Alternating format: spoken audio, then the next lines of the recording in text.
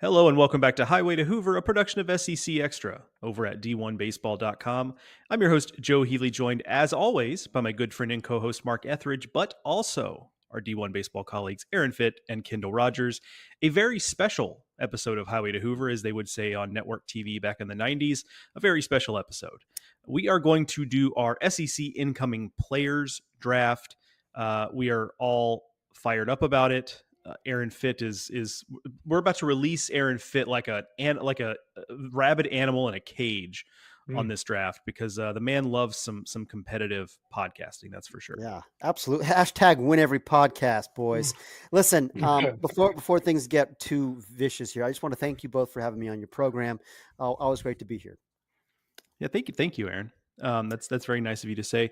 Kendall, meanwhile, taking the other approach. Kendall rolls in here and needed to be reminded of what we were doing today. So two very different approaches. Actually, no, Aaron insinuated I need to be reminded. I just said I couldn't find the list originally, so I had to go back in our chat and find the list. But I knew what we were doing. That's why I'm here. That's impressive. That's the typical mind games from the Fit camp right there. You know, trying to get in your head right before the draft. All three of you right there. Let's go.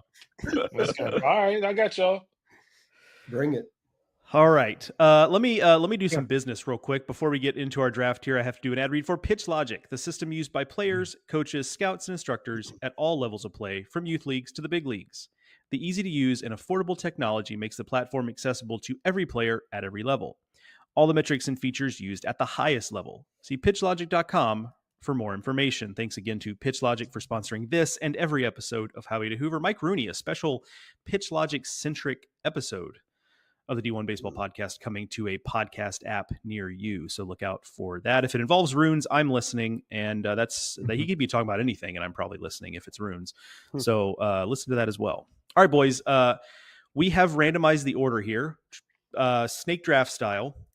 I won't bore you with reading off the individual roster spots, but just know this: one player per position. We also have a DH. That can be any position player. 3 starting pitchers, 2 relievers. I'm sure the fabulous folks who do our social media stuff will, tweet out and what have you our rosters when they're actually compiled. So you'll see those as well. But the draft order is Kendall, Mark, Aaron, and then myself. So without further ado, that was my impression of the ESPN draft sound. Kendall Rogers, the pick is in. Who are you taking? With the first pick in the 2024 SEC transfer draft, I don't have a team name. I'm going to take. Okay, you don't have him listed as this, but this is what he's going to play this year. Yep. I'm taking Texas A&M second baseman Wyatt Hensler. He's going to play second base for the Aggies. Okay. Hit 360 last year, 22 homers, 56 RBIs. At Penn, and with the Quakers the last 3 seasons, 54 homers and an average of a 355 batting average over the last 3 seasons. And if you did not see it on the site and you're an SEC fan, go check out Joe's piece on the Ivy League and how they handled kind of the fallout of COVID. It's really good. It kind of touches on Hensler, Hayden Schott at A&M, and other players throughout those, Columbia and Penn that have moved on to the SEC and other conferences. That has been a cheat code in the SEC and ACC the last few years. Ivy League grad transfers, and Wyatt Hensler, the best power hitter in the history of the Ivy League.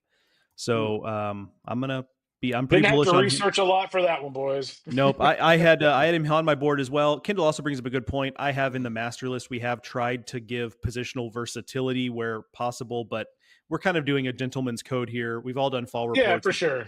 If you hear that they're going to play one position, feel free to take them there. Yeah.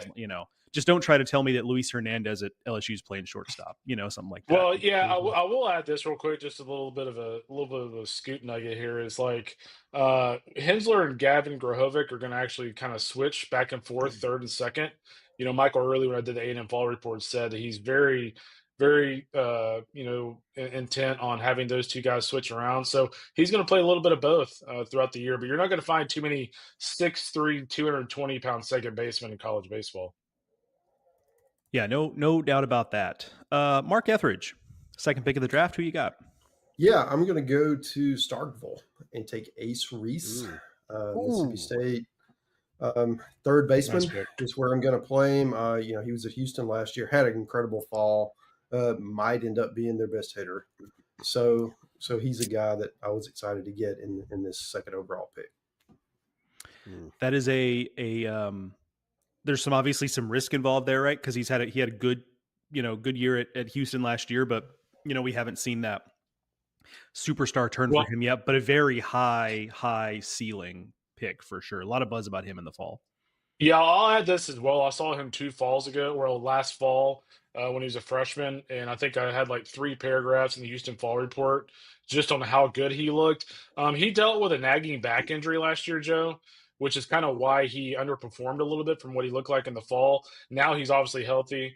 I know the reports on him out of the fall at Mississippi State were outstanding. So seems like he's healthy, and it seems like he's kind of back to that fall form of what I saw, which is a really, really talented and athletic player. That would be huge. That was a priority target for me. I'm bummed. I didn't think he'd go quite so high. I'm bummed that he did because I wanted him. Well done, Marcus. And by the way, for our listeners, did we explain there is accountability for this game? Oh, yes. WAR. Okay, we're trying to draft a team with the highest WAR. Right. There will be a reckoning at the end of the season. I want to make sure that's clear. A reckoning. Yep. The staffer with the lowest total is fired. That's the way. No, that's a reckoning. America. Aaron says this stuff every single year and literally never keeps track of it at the end of the season. I wouldn't say literally never. I think you've done it once. Plenty of times. Plenty of times I go back and it's just a matter of there's a Well, lot you're of definitely games to losing track. this one, so Okay, fair enough. Aaron, who do you got? All right, guys. So I feel like there's some positional scarcity at play here. I feel like shortstop is a premium spot, and I'm going to take the best guy on my board at that position because I just don't think there's a lot of guys there that I really trust. I do trust Henry Kazmar at South Carolina, 2-year starter, shortstop for Ohio State. Been a very good, consistent player. Hits, for average, hits a little bit of pop, good defender, 3+ WAR last year. Feel pretty good about him as my kind of cornerstone guy at a premium position. A good pick, like super solid, had a good fall. He's going to be there every day. So at bare minimum, barring injuries, which of course we'll never know, he's just a guy you can pretty much guarantee he's going to play 56 games plus the postseason for South Carolina. So you're getting a lot of the floor, if nothing else, is very, very high on his production. All right. So I've got 2 picks here, and I think I'm going to follow suit given that the position players are kind of flying off here. So with my first pick, I'm going to take Gavin Cash, first baseman, Texas Tech to Texas A&M transfer. And let's not forget about his stop at the University of Texas to begin his career. He's on quite the tour around the Lone Star State. Just feels like a guy you can set your watch to some degree. I mean, last year you look at his numbers and we thought that was a down year, but if you look at his numbers in a vacuum, they were really doggone good last year. That just shows how good he can be. So, I mean, a guy that has 25+ homer potential in this league. So, I feel good about that. And then because we had a little bit of a run on guys who are available at third base, I'm going to take Andrew Fisher at Tennessee. Another guy that I feel like you can probably set your watch to, having a pretty big year, had a big year last year. Obviously the 3 teams in 3 years thing, I think weirds some people out, but I'm not worried about that at all. I think he's going to produce. So going Andrew Fisher at third base, and I feel good about my infield corners. That will take us back to Aaron. What about me? No, it's a snake draft, Kendall. Maybe we need to explain how a snake draft works to our esteemed Mr. Rogers here. Guys, let's see. A lot of different directions we could go. But I am going to take Zach Root from Arkansas to anchor my pitching staff. Good pick. Not a lot of real, obvious frontline guys on the starting pitchers list. This guy is. I mean, it's real stuff. It's track record. It's an easy one. No brainer for me. That was my other guy. If I'd have zigged instead of zagged here, that would have been where I would have gone. Because I'm totally with you on that. We're not a Mark. What do you got? I'm going down to Baton Rouge, and I'm going to take Luis Hernandez. Yeah. LSU. Catcher, he was at Catcher, Indiana okay. State last year. Yeah. I mean, I saw him this fall, and he is better than anticipated behind the plate. That's a deep position. They've got 3 guys they like there. Yeah. So I'm not sure how much he plays catcher and how much he ends up at DH, but he is an option to catch. And certainly he can play first as well if they need him to. There's a behemoth there that's going to play first most of the time. But anyway, I think he's going to hit in the heart of the order and be a big run producer. Yeah, he's I clarified because you mentioned he could be first base eligible for our purposes, but I think given that the fact that catchers we can guarantee are going to be in the lineup, in the middle of the lineup and produce every day, are just in short supply. So I think that's a really smart choice there. Kendall, back to the top. Who you got? And 2 picks. All right, I'm going to go with Easton Winfield from Texas for one of my outfield spots. He had a great year at ULM. He started out, red hot at the Cape, and his numbers really tapered off. But he was sensational for the Horns in the fall. He's by far, by far their best newcomer in the fall offensively. I think he was number 1 or number 2 best hitter in the fall overall. And I just think when you look at an impact guy like that, and you have him surrounded by Jalen Flores, Max Ballou. I like his chance to have big time production this spring. And the ball this day and age, when it heats up in Austin, actually flies out of there pretty well. I like Easton Winfield. And then for pitcher, it's one of those guys that, this offseason, a lot of people were shocked that teams were throwing the NIL money at him, that they were throwing at him.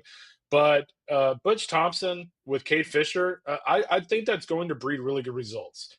Fisher showed us glimpses last year of being a really, really good pitcher with just filthy stuff. Wasn't able to kind of put it all together at Florida. New beginnings, and Butch's pedigree as a pitching coach. I think I'm buying stock on him right now. And by the way, I'm buying stock on Auburn. I think Auburn's gonna be really good.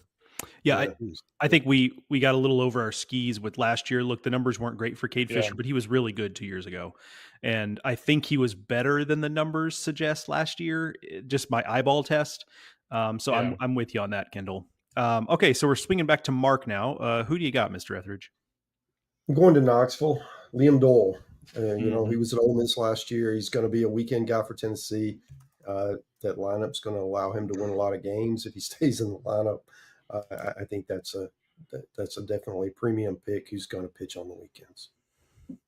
That is a good call. Another guy whose numbers don't totally give you the full picture of who he was as a player at Ole Miss. So like that choice as well. That takes us to Aaron. Who you got, my friend? I think I'm going to follow suit here and continue building out my rotation. Again, I think there's a premium in these guys here. Give me Beetlejuice. We're sticking with the Hogs here. We've got another Ohio State transfer. My second former Buckeye, Landon Beatles. Say it for me, somebody. Beidel Shees. Thank you, Beidel Shees. Power left-hander. I mean, we've all seen this stuff. Strikeout rate, has been there. He's been, pretty solid guy as a back end bullpen piece, and then as a starter. I'm not sure. Do we know exactly what role he's going to? I mean, I assume he's going to be in the rotation, right? I would assume. It's so crowded. I mean, there may not be room for him. That's the thing. This is true, but I'm going to list him as a starter, boys. Yep, I think that's fair. Like, I think with a talent like his, and that he was a big get in the portal, like, obviously DVH and his staff don't have to do anything, but I do think there is like an element of you just kind of got to see what you got and try to start him. And it's, our guys, David Seifert was there this fall in 94, 97, with a wipeout slider. I mean, it's just, come on. I mean, even if it's a back end guy, he's going to be a difference maker. Yeah, I'm with you there. All right. So we're having a little bit of a run on pitchers. So I think I'm going to maybe go the other direction and just try to build out my lineup as well as I possibly can here. I'm going to take Kyle Jones, outfielder at Florida. Good call. From Stetson, a guy who I saw with my own eyes, looked really good. I was there for the USF exhibition, but rave reviews in the fall from what they saw from Kyle Jones. So that is one pick for me. And then let's see. And then I'm going to go at shortstop. I'm going to take Danny Dickinson. Yeah. Utah Valley. Didn't love what I saw over the summer. Some mixed reviews in the fall, but I don't know. The talent is just so evident. The guy can really hit. I mean, he's not going to be like the most twitchy guy on the field at all times, but I just really like the hit ability. So I'm going to drop. He can play a few different positions. I'm going to drop him at second base here. So that is my 2 picks. So that's going to take us back to Aaron. All right, I'm not going to wait any longer on this guy. Maybe could get him another round or 2 later, but I want him. He's a centerpiece guy for me, so I'm just going to take him. Mitchell Sanford, Ole Miss, 6th-year senior. He's been around the block. Started his career at LSU. Was at UT Arlington. Was at New Orleans the last 2 years. Really came into his own at UNO. I think he was a player of the year in that league last year. Dude, I don't know. Sounds right. I think that's right. I mean, he had 1,100 OPS, 15 homers, 21 doubles, 18 steals, and 19 tries, and plays, a good outfield. I mean, I loved what I saw from this guy in the fall. I mean, he kind of can do it all. He's got power. He's got speed. He can really defend out there. I think he's going to play center field for him. I just think this is, especially as an older player with experience and track record, this is a war machine waiting to happen. Yeah, and you made a good point, Aaron, on a podcast you and I recorded when we talked about Ole Miss that, sometimes we worry about how big the jump is going to be for a player going from a league like the Southland to the SEC. But, he was a guy that LSU wanted out of high school. That he was at LSU. And so clearly he had that ability in him, and it just didn't quite pop there. And so it took him going somewhere else. But he's not a guy who was not talented enough for the SEC. So there's a little bit more of a certainty there, I think. Yeah. Mark, back to you. Okay. I'm going to go with Ryan Black at Georgia. He was at UTA last year. Guy can play a few positions. I'm going to target him at second base right now, although depending on how the draft goes, he could shift, and that's the value of the pick like this. But yeah, a guy with a good pedigree who has a chance to have a huge year. A guy I had on my list pretty high as well. Just a guy scouts really like, and a lot of people's whose opinions I respect think highly of him as a player. So I like that. Kendall, 2 picks to you. Kendall, you appear to be muted. Sorry about that. You hate to hear it. All right, so I'm going to load up on some pitching here with my 2 picks. One of my starting pitchers, I'm going to go with Jared Spencer from Texas. He's actually going to be their Friday night guy. I mean, when he is healthy, it's as good as it gets in college baseball. I saw him that way in the Fort Worth Super 2 years ago. It was 96-98 with a wipeout slider. Like, he is the way you want a prospect to look. They're going to move him to the Friday night role. And when you look at what Max Wiener was able to do with A&M's pitching staff last year, I just believe in his ability to kind of get the most out of Jared Spencer. He's an uber talented guy. Again, if he can stay healthy, that's the question mark. But boy, if he clicks, it's as good as it gets in the SEC. And then as a relief pitcher, I'm going to go with a guy to anchor my bullpen that, a little bit like Cade Fisher, which Joe mentioned earlier, a guy that I think was better than his numbers indicate as well in terms of stuff, and Alton Davis at Georgia. I just think with him, with Wes Johnson, he's going to be a shutdown dude in Athens in the spring. So I like him kind of anchoring that bullpen for the Dogs. God, I hate to say it, those are 2 great picks. Yeah, 2 great picks. Yeah, they're well done. I did a lot of research on that. So, the king of research, Ken. His scouting department's been working on that for weeks. Mark, to you. I'm going to go to Gainesville. Blake Sear, Miami transfer, big bat. So, I mean, he's likely going to hit in the heart of the order, professional hitter. So, I've got him at the outfield now, and probably where he'll stay. I wanted that guy. Yeah, he was high on my list as well. We're just at the point where, if you're holding on to players, like it gets harder and harder to do so. Yeah. Which brings me to Aaron. Yeah. So with that said, I'm going to go ahead and take Gavin Keelan, Tennessee, transfer from Louisville. He's going to play second base for me. He has played, some shortstop at Louisville and second base. But listen, guys go to Tennessee and they put up numbers. I mean, it's just not rocket science. Like, he already has been a good player. I mean, 952 OPS last year. He's been a productive player, and he's going to go to Tennessee, and he's going to hit a lot, and he's going to be, I think, probably also bringing defensive value. He was a 3-WAR player last year. This is money in the bank. Yeah. That was I got my pocket picked a little bit there. Yes. Not afraid to admit it. So I'm gonna scramble for just a second here,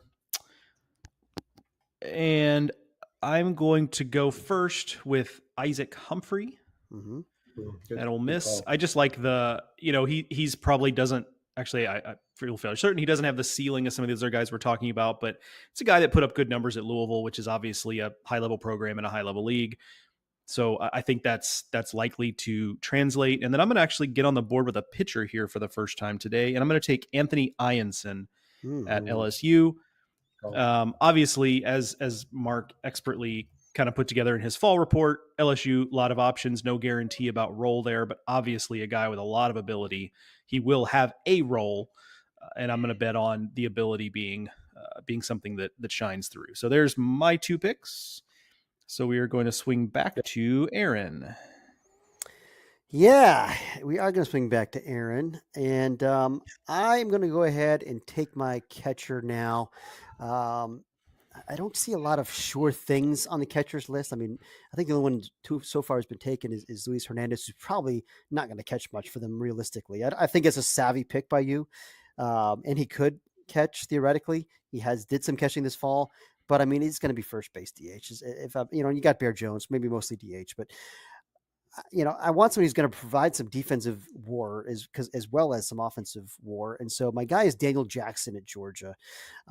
Again, it's not a clear cut thing that he's the guy there because, I mean, you've got Henry Hunter, who I also think will do a lot of catching for them and really runs a good show. I like Henry Hunter a lot, actually, as kind of a veteran piece for them. But, Jackson has real power. He had a great year last year for Wofford. I do think he can catch and throw. I feel pretty good about that pick. I like it. That would have been my logic behind that as well. He was the next catcher on my board. Mark, who do you got? I'm going to take a pitcher here, and I'm going to go Miles Patton at A&M, Long Beach State transfer. Got a chance to be a weekend guy for them. Again, pitching for a team that's going to score a lot of runs. Got a chance to log some extra innings, get some, and have a lot of success.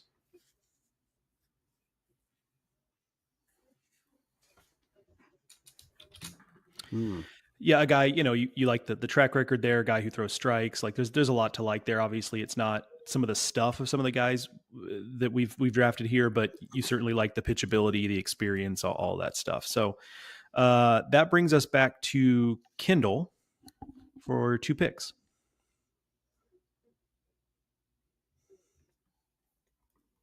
Kendall, who's muted again, I believe. Twice. Tough scene. Sorry, I figured people don't want to hear me. I'm going to go for the catcher position. I'm going to go with Brady Neal. He was a guy that coming out of high school, I mean, literally everyone was sky high on him. His numbers were just okay last year, but you're older. He's not dealing with, quite the, number of just guys vying for the position that he plays. So I like Brady Neal behind the plate at Bama. And then for my other position, I just had his name, and I had like 3 guys in my head. I'm trying to remember exactly who it was for this pick. I know who it was. Logan Maxwell in the outfield for Arkansas. You know what? I've seen Logan Maxwell for 3 years. I didn't really think he was ultra dynamic when he was at TCU, but his last year with the Frogs, he kind of broke out offensively. And David Seifert could not stop talking about how good he was this fall. He said he's going to hit in their 3 or 4 hole. And my theory is if you're going to hit in the 3 or 4 hole for Arkansas, you're pretty damn good. So I'm going to go with Logan Maxwell for one of my outfielders. I think that's a pretty good assumption that if Arkansas said, yeah, that guy will play for us, that he's a pretty good player. I will sign off on that logic. Let's head on to Mark. Yeah, I'm going to go to Auburn and take Bristol Carter, center fielder. He was at East Carolina last year, so he's going to maybe the leadoff guy, may not, but he's going to play every day, and he's going to be in the mix for the Tigers.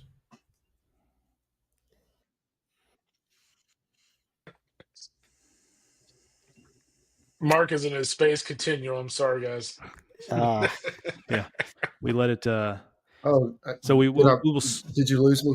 I took Bristol Carter, and now we Auburn. We got okay. Yeah. Okay. Good pick there. Like it. Yeah. Certain guy I had high on my board as well. That brings us to Aaron. Hey, thanks, Joe. Yeah, absolutely. The fabulous Fit Dogs would like to select redraft number 64736 Bozer Robert Bozer, also known as Bobby Bozer, transfer from South Florida. He is now Florida Gators, going to play third base for the Fit Dogs. Good producer, 31 home runs in his career over 3 years. Another nice senior piece you can plug in there. There's going to be some swing and miss, but he's always had tools. He hits for power, and again, it's kind of like the Tennessee thing. Like you stick that guy in the middle of somewhere in a Florida lineup, he's gonna hit a lot of home runs. Guys just they kind of produce over there, so feel good about that. He's got positional versatility too. Like I'm in a pinch. I mean, he's played center field in his career. He's played some second base. I expect them to play him at third base, and that's where we're gonna play him.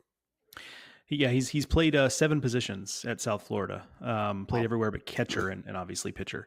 So yeah, super versatile guy. Has some pop. Can run a little bit. It's like a nice, just average to above average tool set across the board. Guy who does a lot of things really well. Okay, that brings it to me. A little bit of a sleeper here, but I've been reading fall reports, so I'm up on some of the scuttlebutt, and I'm going to take Zach Brown.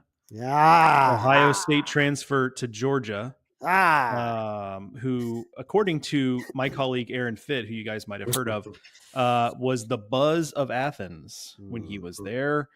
And so I'm going to take that piece of information and do something with it and draft him there. Love that pick. Power sinker guy. Could be a weekend starter for a very good pitching staff. That's a great pick, Joe. Thank you. I'm going to take a little bit of a chance here with my, you know what? No, never mind. I'm going to go a different direction. Relief pitcher. I'm going to go Mason Cook, Creighton transfer, going to LSU. Just feels like a plug and play guy, right? Oh, it's Auburn. I'm sorry, not LSU. Auburn. I almost gave LSU another weapon as if they need it on their pitching staff. Auburn, excuse me. Sorry, folks in the Plains. But yeah, just feels like a plug and play guy. Track record stuff. We'll find out exactly what the role is, but he's going to have one, and the dude can get out. So Mason Cook, my second pick there. Okay, flipping back to Aaron. Yeah, let's do that. You picked my pocket with Zach Brown. I fell asleep at the switch there. I regret it. The guy that we really wanted. But we're going to go ahead and fill out our rotation here regardless. And I'm going to take Jacob Pruitt, Mississippi State, another power sinker guy like Zach Brown. I don't know if he's going to be a midweek guy for him, or maybe, I really could see him winning a weekend spot. He was pretty good last year when he was on the mound. I'm going to need him to eat some innings for us and be our Sunday starter. If it makes you feel better about having your pocket pick there, like I was kind of flipping a coin between Pruitt and Zach Brown. Like they felt like the two best starters on the board. So agreed. I think you got a good one there. All right, so we're gonna swing back to Mark. Who do we got? I'm gonna go to Oklahoma and take Braden Horton. Transfer from Liberty. He's he could be an every middle of the order run producer for them, and I'm gonna slot him at first.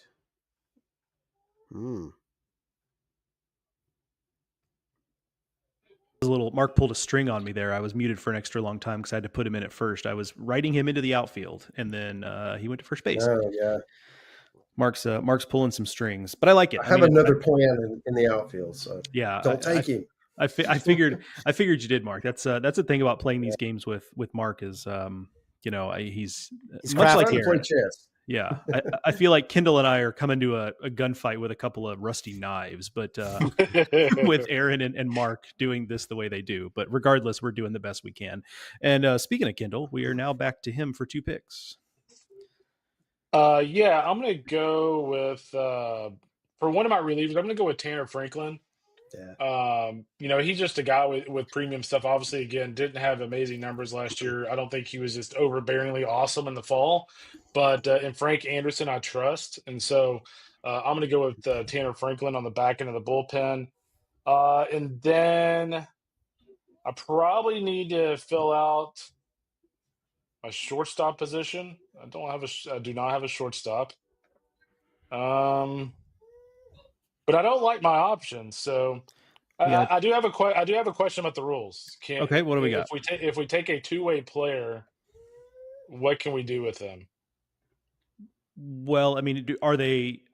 So if you're taking a 2-way player, you can take them both ways, or you can choose if you want them to hit or pitch, but you have to, you'll only get credit for that side of the ball. So Okay. I was just making sure there wasn't some game and shit here. No. And honestly, like I could be wrong. There are some 2-way guys here. I won't name the names, but just like there are a couple of guys here and there, but it's not like there's a Paul Skeens sitting out there who at the time we assumed was going to do some hitting, and he never did. But there isn't that level of player out there from a 2-way standpoint.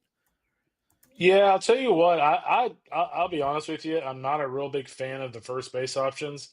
So I'm going to take Matty Bergevin at A&M. The Fairfield transfer. Again, just a really old dude. Hit for premium power for Coach Curry there at Fairfield. So I'm going to go with Matty Bergevin at first base. Kendall, I goofed up on the sheet. Who'd you take for your first reliever? Kendall, do you remember? Oh, Alton Davis. Alton Davis. That's right. Yep. Yeah. I accidentally deleted him out of there. Okay. 2 good picks there. There we go. Okay, so we're moving back to Mark. I'm going with Noah Sullivan, Mississippi State, USC Upstate transfer. I'm going to slide him at DH. He's also an outfielder, so we could gamesmanship that if depending on how things fall. But that's I think he's also going to be a middle of the order guy for Mississippi State team that they lost a lot of production, so there's some opportunities for a guy like that to come in and really make an impact. Yeah, I like that. I mean, a guy I saw a lot at USC Upstate last year. Guy can really hit. There are some guys who come out of a program like that, and I don't mean that disrespectfully to USC Upstate, which has been a good program, but they tend to be pretty offensive teams. There are some players who come out of there I'd be a little dubious of making the jump, but I feel pretty confident, at least in Noah Sullivan doing so. Aaron, who do we got? Well, Joseph, I would like to take Robbie Burnett, outfielder for Georgia, transfer from UNC Asheville. This guy's done nothing but perform for 3 years. Hasn't been drafted because he's a little undersized, 5'10", college outfielder, but it's like a 5'10" stick of dynamite. Dude is jacked. Left-handed hitter with power. He had 18 home runs last year. Also stole 15 bags, playing center field. I've seen the power. It's real. And it's over 1,000 career OPS. I know that's the Big South and not the SEC, but I like the player. It's a crowded outfield. That's the only thing that gives me pause. It's a crowded outfield in Georgia, but I believe that this guy is going to find a role out there. 5'10" stick of dynamite. Also, if I was 2 inches taller, how people would describe me, undoubtedly. Yeah, for sure. All right. So moving on to my 2 picks here. The first one, to Kendall's point, like shortstop is kind of in part because we took some guys who could have played shortstop and put them elsewhere. Danny Dickinson, Gavin Keelan, even Bobby Boser has kind of drained that position a little bit. I'm going to go with Eric Snow from Auburn, a South Florida transfer who put up good numbers there to fill out my shortstop spot. So there's that. And then my second choice is going to be Charles Davalon, a Quebecer. I believe he's a Quebecer who played at Florida Gulf Coast, who's now at the Capstone, the University of Alabama. So I'm going to fill him. Arkansas. Jesus, get it together, Healy. Look, man. Okay, I'm drafting a team. I'm filling in our spreadsheet. I'm updating my records here. Meanwhile, you jokers are just kind of like swiveling in your Hey, chairs between picks. you know what? We're about to have you in charge of Mag Extra. Right. Big promotion for Joe. Look, I'm spinning a lot of plates here. Okay. All right. So that's my 2 picks there. I'm glad Mark's here to fact check me on these guys. Anyway. Okay. So now we are headed back the other direction to Aaron. Yeah. Fabulous Fit Dog select Jason Torres, Alabama, transfer from Miami. This guy's tooled up, got serious bat speed. He was out for a good chunk of the fall. But he's jacked. I think he's got real power. 8 home runs in just 39 games last year. I think there's a lot more to come. Never been, a full-time player over a course of a full season. He's going to get that chance this year at Alabama, and I think he's going to put up numbers. Right-handed bopper, Jason Torres. I like it. The guy I had as a possible DH moving down the road for me. So, Mark, what do you got? Well, I'm going to stay in Tuscaloosa. I need a reliever, and I'm going to go to Carson Hosmer. The Penn transfer looked really good this fall. Kind of a low slot joker kind of dude who could be a really big piece of their bullpen, could potentially close for him. So I think, you kind of like how the trend of the Ivy League transfers have been going. So it gives me a little more confidence with this pick. Yeah. Certainly. Low slot guy, but stuff from a low slot. Like, he's not, Hungate, who's coming in at 84, right. Like he's going low slot and he'll pump a 90, 91 at you. So, it's some stuff there for sure. Back to Kendall for his 2 picks. Yeah, so I'm going to round out outfield with Georgia's Nolan McCarthy. I like anybody who has almost 500 bats in the SEC in their career. It's a very And people kind of forget. I mean, if you look at Nolan McCarthy's numbers last year, you would look at the 288 and go, that's fine. But I mean, go look at what he did in conference. It was well over 300, hit 7 jacks in the SEC. So I like Nolan McCarthy as a senior for the Georgia Bulldogs. And then I just don't like any of the third base shortstop options. So I'm going to round out starting pitchers. And has anybody taken him yet? I'll go with Zach Cowan from Wofford. He was a guy that put up really good numbers for Wofford last year. Had LSU kind of sideways in that regional, if I remember right. And so I like Zach Cowan. It sounds like he's going to be in the mix for the rotation. So he's just as good of a bet as the rest of these guys, in my opinion. Yeah, no, I'm with you. A proven guy, good, played on good teams. Like it's a pedigree you like. Headed back to Mark.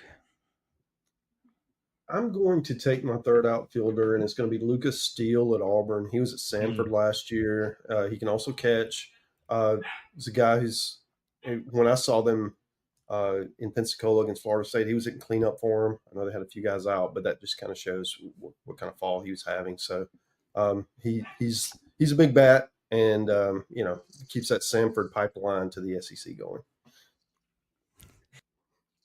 Yeah. Samford is one of those, it is the non-Ivy League cheat code among transfers, taking Samford players. That brings us back to Aaron. Yes. And I need another outfielder. I'm torn between a couple guys. But, I think it's time. I think it's time to pull the trigger. We're going to roll the dice and shoot for the stars, boys. And I'm going to go with Chris Stanfield, LSU, former Auburn Tiger. We all know he's got tools. He's got SEC experience, maybe one of those guys with a change of scenery going to Baton Rouge. Now, again, a little nervous because it's not like a guaranteed role, but I think they've got him penciled in center field. And so we're gonna hope that he wins that job and brings some speed and some dynamism, and we're gonna ride it. Yeah, and he gives them a different weapon that they don't have with other options. Yeah. Yep. Sure. I'm a big Chris Stanfield guy, so I'm also betting on a step up for him as well. Okay, I got 2 picks coming up. My first, I'm going to fill my DH spot with Landon Stripling at Florida, the Texas Tech transfer. I don't love that it's not clear where he's going to play on the field. Like he might be limited to DH and some, maybe he sneaks in at third, things like that. But it's a guy that Sully's really high on, a guy that has really impressive offensive tool set. So I'm going to choose him and hope that he ends up being a full-time guy in a very crowded situation at Florida. And then let's see, where do I go from here? This is where it gets kind of tricky. You know what? I am going to take Thomas Burns at Texas, Arizona State transfer.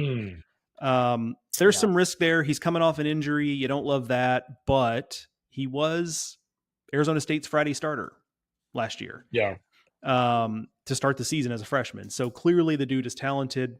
Again, there's a little bit of risk here. What if he's just not the same? What if it's a lingering thing? I get all that, but this late in the draft, I'm going to look for some ceiling here and see if that doesn't pop. So there's my two picks. Joe, it'll be interesting to see what they do with Thomas because Schloss was telling me a few weeks ago that right now he's probably going to be a reliever because he's been like 94, 97 back there. They kind of like him in that role, but you're right. I mean, he's a proven commodity. He's a Friday night guy. If you look back at last year, he was one of the few arms in college baseball that actually shut down that A&M lineup up in Arlington. So, he's proven that he can be a frontline starter, but it just depends on whether or not they like a little bit more velo on the back end of that bullpen. Yeah, that's a good call. And it's one of those things where it's like, I filled him in at starting pitcher, but like I'll get some more out of him even if he's a reliever, So I'm just going to bet on the ability. Sure. Let's head back to Aaron. Yes. I will go with. I'm going to fill out my catcher. My DH spot. I'm going to go with Dylan Kuntz at Kentucky. That's a good pick. Campbell transfer always has had power. I've always been intrigued by this guy because you see it, it's in there, and he's had his moments, but I think he's going to go to Kentucky in the SEC and put up some numbers. So he's going to be, I think, their starting first baseman is the expectation there. He's going to DH for me, which is where I believe he spent most of his time last year at Campbell. Yeah, a lot of buzz about him coming out of Lexington this fall, one of their best bats. So I think that is a very good selection there. All right, Mark, what do we got? Talking about upside, I'm going to go with the most talented arm in the draft, and that's Cam Johnson at Oklahoma. Who's at LSU. I'm not sure he's going to be a starter. I'm going to put him in the bullpen, but if he gets it together and throws strikes, I mean, he's an All-American, right? So that's, like you said, Joe, at this point in the draft, I mean, let's roll the dice and see if we can come up with a big score here. I like it. I mean, yeah, I think that's a good upside play there. Kendall, 2 picks. Who do you got? One of my picks, I'm going to get a little creative here just because in the fall report it says that if he doesn't win the job, he can kind of move around a little bit. But I'm going to go with Mike Mancini at third. It sounds like Jaden Davis, if he starts at second, they could end up moving Mancini kind of to wherever they have an opening. They've got a true freshman, really talented true freshman in the mix over at the hot corner. But I could see Mancini moving over there.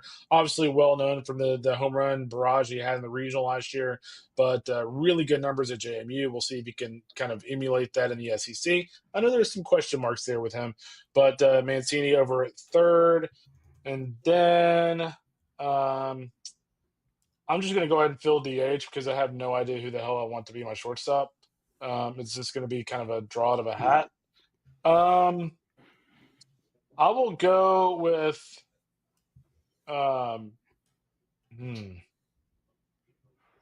sorry, I'm at a little bit of a crossroads here. That's all right. This is this part of the draft. Like we're all checking back to the master list because we've run out of priority names. Oh, okay. Yeah. I got you one. Okay.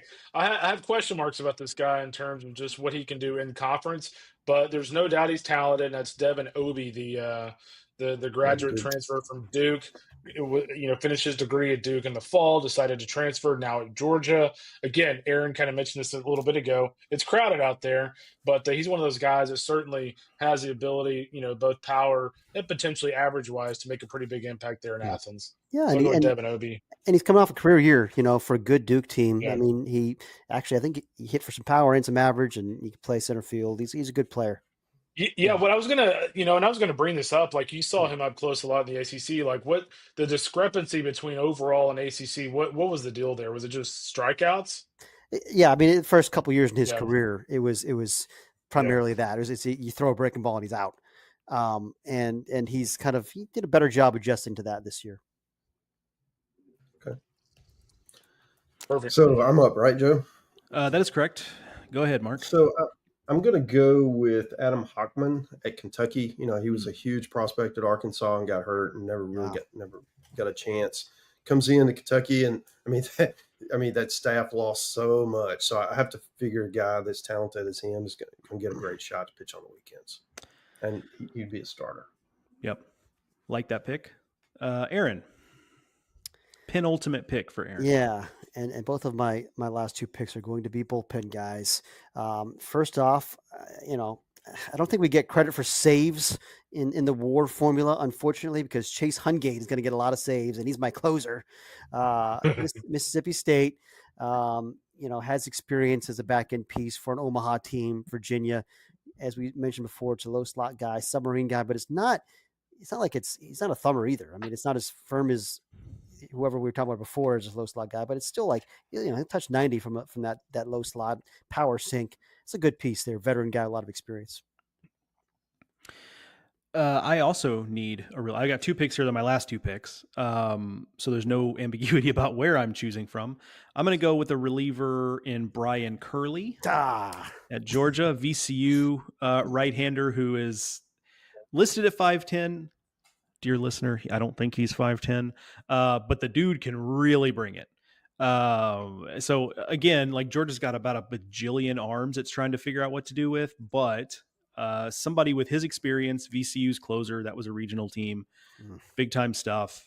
Guy is nasty, Joe. God, yeah. I hate you picked my pocket on that one. I needed to pull that trigger earlier. Yeah, well, I knew there was the Georgia pitchers. I might have to move a step faster than you on, given that you saw them and had good things to say. And then for my last pick for my catcher, I really don't know that he's going to play catcher. I really don't know what he's going to do, but I like him as somebody who I think will get some opportunities here and there and everywhere, and that's Jamal George at Texas A&M. Yeah. A guy who was Alabama State transfer, was on the collegiate national team, really showed well for that group. He can catch, he can play shortstop, he can play center field, which means he can play pretty much anywhere. We'll see if the bat translates. But given what we have left at catcher, and to the point I think Aaron made earlier, like none of the other transfer catchers we have sitting here are really guaranteed to have a specific role. I'm going to bet on the guy who can play pretty much anywhere to at least get on the field. So Jamal George. That brings us to Aaron for his final pick. Yeah, so this is another kind of roll the dice. It feels a little bit like a Stanfield pick where I'm going with an SEC to SEC transfer who has never quite figured it all out, but has real upside, and that's JT Quinn, who goes from Ole Miss to Georgia.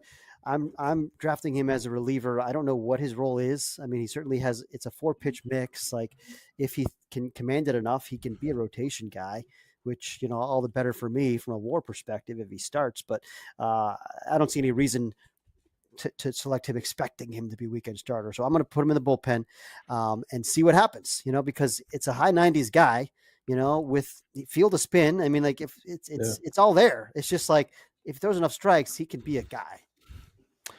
Yeah, he's never once been a guy that, as much as there were struggles when he was at Ole Miss, every time he took the mound, it was never like, well, that guy can't pitch here. Yeah. It looks like it's supposed to look. It just hasn't come together, and so I like that pick as well. Mark, your final pick. Who do you have? Yeah.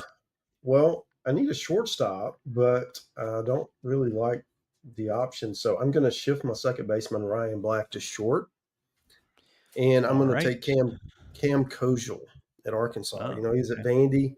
He hit 3-hole opening day as a freshman at Vandy. So the kid can hit. Now, what's it going to look like in Arkansas in a new environment? We'll see. But I do think, at the last pick of the draft, I like that he's available. Yeah, he went a little under the. I'm kind of mad at myself that I actually didn't have him higher on my board because I probably would have considered him a little earlier. So I like that pick there. Kendall, your final pick, last pick of the draft. Who is Mr. Irrelevant in this SEC transfer draft? Yeah, so when I was looking at shortstop, I didn't really like my options, but I thought of, okay, what's an SEC team that, they place a premium on defense, but like has a history of having really good defenders at shortstop. And I think about Kentucky the last few years of Grant Smith. And I'm going to go with Luke Lawrence, Illinois State transfer. I don't think Nick Mingione's replacing Grant Smith with a stiff up the middle. He had solid fielding numbers last year, or solid defensive numbers last year. David Seifert, I was looking back at his report and his notes from the rankings, transfer rankings. He's really high on him. Thought he was a top 50-ish kind of overall impact hitter. And let's not, forget he had 338 with 7 or 8 bombs at Illinois State last year. We'll see if he can kind of translate that in the SEC. But I'll tell you what, if he can be a premier defender and also hit at that level, I mean, that's an upgrade from the overall package of Grant Smith, because Grant Smith was not an offensive player. So I'm going to go with Luke Lawrence there. I think it's a good pick. I mean, to your point, they're not taking him if they don't think he can play shortstop every day and they have a high standard. Yeah. I'm with you there. Go ahead, Aaron. I'm sorry. It does sound like he may wind up at second base with the freshman Tyler Bell at short, but I'm sure that competition is probably ongoing. So sure, Lawrence, is the older player and played shortstop last year, so he's got that going for him. Yeah. Good point.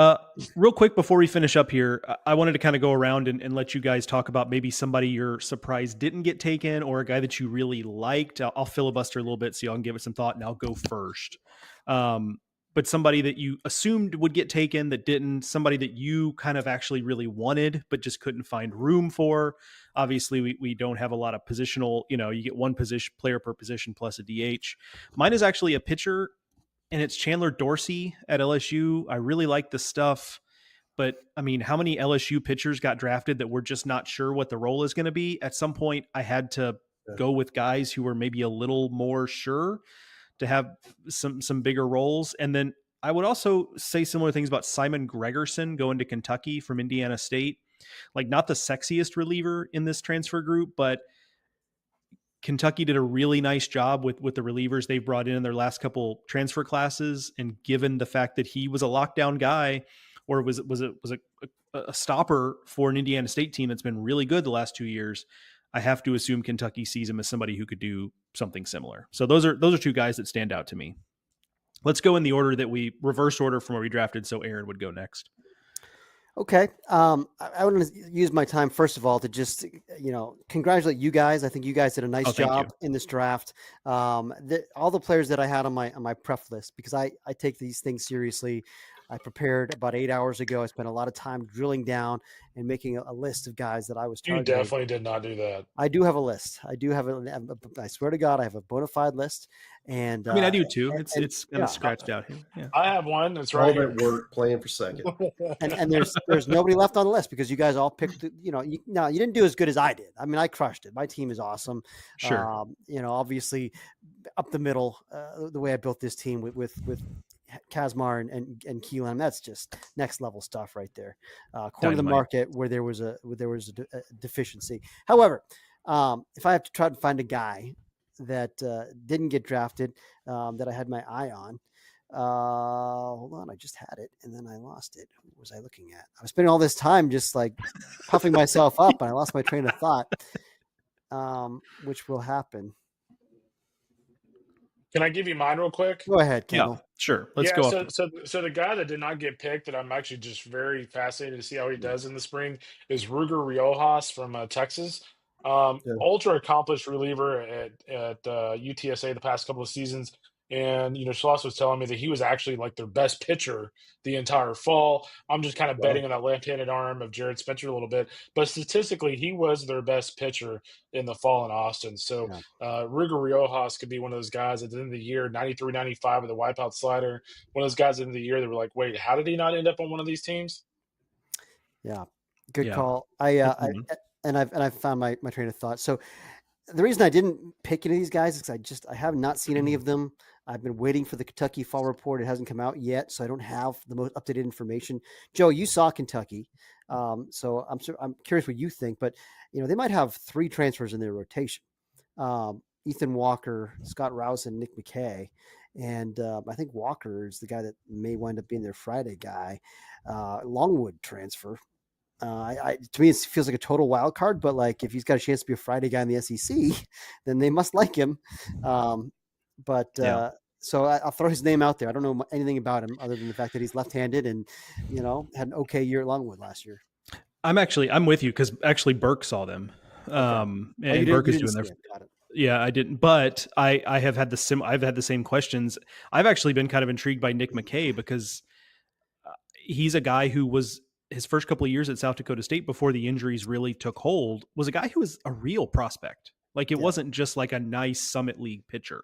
Like he was a guy who was a real prospect, and there hasn't been as much development because he's missed so much time. So I think there's maybe a reason for optimism around that Kentucky rotation. If like you're excited about Ethan Walker, I'm intrigued by Nick McKay, so yeah, I think there's a lot to be intrigued by in the Kentucky rotation, but as we know, it's just, they're going to go to battle with LSU's rotation, right? Where we're talking about Anthony Ianson might be their midweek guy. So, but Kentucky's done a nice job. I didn't think Trey Pooser was going to be a legit Friday guy in the SEC. And by the time the season ended and they were in Omaha, he was good. So I'm going to give him a little bit of the benefit of the doubt there. So I'm with you in being intrigued. Mark, round us out. Who caught your eye? Yeah. Sam Dutton at Auburn. He was at LSU for 3 years, had a really good fall. They're rebuilding that staff, and he's going to have a chance to be a really key piece for them. He's a guy, and the other one is Kuhia Aloy at Arkansas, BYU transfer. Yeah. His brother was a breakout player a year ago, had a good fall, first base DH type, power guy, different kind of player than his older brother. He has a chance to really be a difference maker in Fayetteville. I am also bullish on Kuhio Aloy. I'd kind of heard a story from someone on the Cape about how when he arrived at BYU, thought he was going to be more of a pitcher, and so kind of prepped that way. Like when he first got to campus at BYU, then kind of at the, not necessarily the 11th hour, but in the spring, they were like, hey, actually, I think we might need you to hit. And so he got thrown into the lineup having not really prepped to be a hitter. And his numbers were still pretty good, right? In the Big 12, because BYU is a Big 12 program. Remember that? Acquitted himself pretty well. They're not in the Big 10 yet, so. That's right. Eventually, everyone, my friends, will be in the SEC and Big 12. Literally everyone. Big 10. That's the where SEC we're headed. will get 35 Big teams 10, in the postseason. Yeah. SEC and Big 10. Yeah. Did I say Big 12? And scream for more. Yeah. That's right. Yeah. That's right. All right, friends. Well, this was a lot of fun. Certainly, there will be takes about this online. As you're listening to this, listener, I'm sure our social team will have put out our individual rosters, so feel free to yell at us or scream at us. Mostly at Kindle, because Aaron, Mark, and I don't spend as much time on social media as Kindle does, so you're more likely to get a rise. Yeah, if you have problems with any of our picks, at Aaron Fitt on X, please. By all means, by all means, go for it. Yeah, and when I see it in 3 weeks, I'll be sure to give it a quick eyebrow raise and move on. Yes, absolutely. All right, that is going to do it for this edition of Highway to Hoover, a production of SEC Extra over at D1Baseball.com. Thank you to Pitch Logic for sponsoring this and every episode of Highway to Hoover. Thank Mark, Aaron, and Kendall for joining me on this very special episode of Highway to Hoover, and thank you, the listener, for listening. We'll talk to y'all soon.